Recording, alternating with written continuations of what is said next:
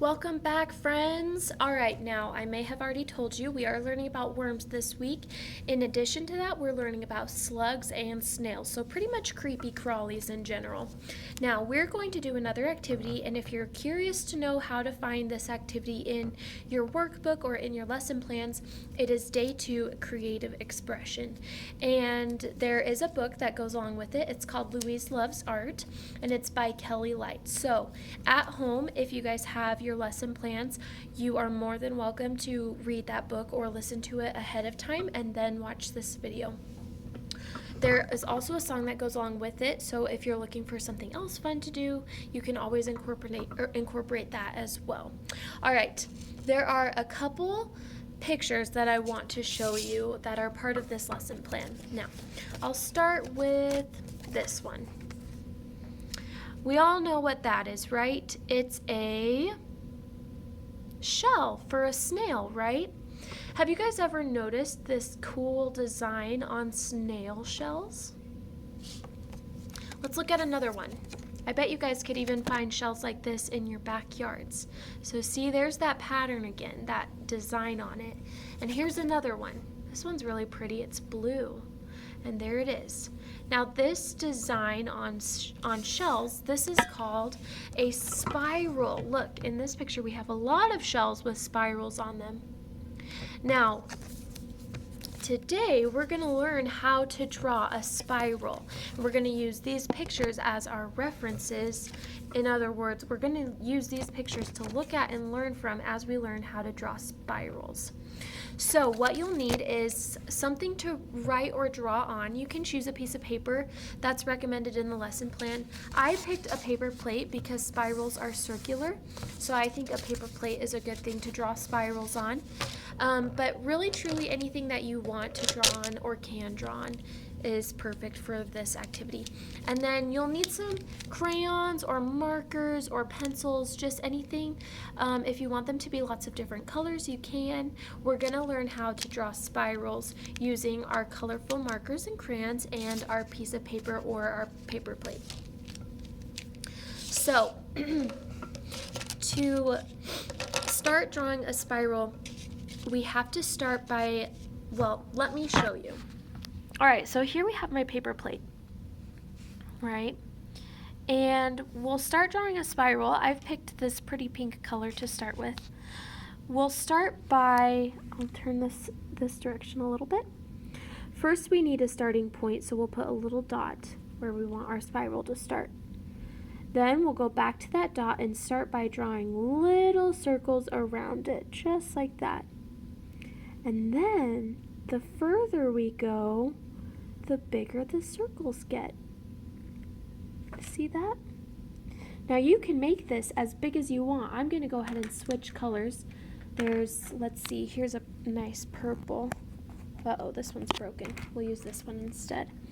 So you can switch colors and start where you left off and then just keep going. See how the circles just get bigger as I go? And I'm going to switch colors again, and this time I'm going to start over here with a little dot, just like that. Then I'm going to start by drawing little circles, and then the circles get bigger and bigger and bigger, just like that. See those spirals? Now I'm going to switch colors again. Start by drawing a little dot. That's our starting point. And then we're going to take our crayon or marker or whatever we're using, and we're going to draw, oops, I slipped, but that's okay. We're going to draw circles around and around until they get bigger and bigger. Now, spirals can look different. They can look far apart like this blue one, or they can look closer together. I'm going to make an orange one that looks pretty close together, so I'll give it a little starting point. Now, you can make them close together like this, and then you'll have more circles. See how close together that is?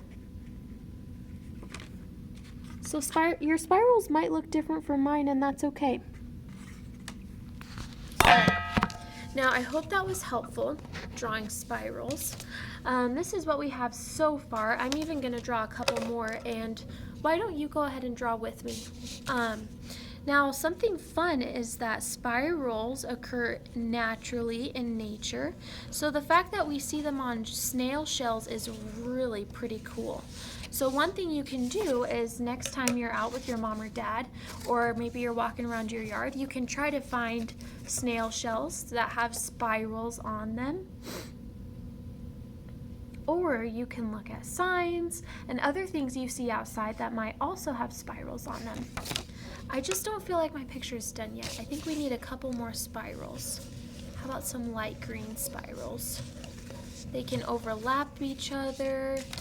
See that one that I just drew? They can be all different colors, close together, far apart, whatever you want. Once you learn how to make spirals, they're really pretty easy. And then when they get all jumbled together, they look even cooler.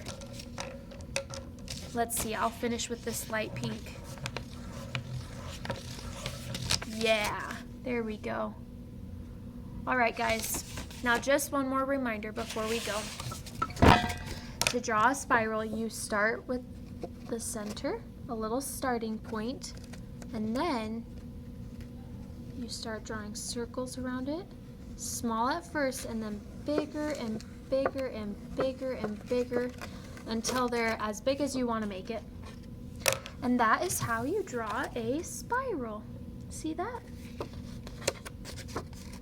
All right, guys, keep practicing, and one of these days this week we'll share our spirals in circle time. Thank you for watching this video. I hope you'll practice at home, and I can't wait to see you next time.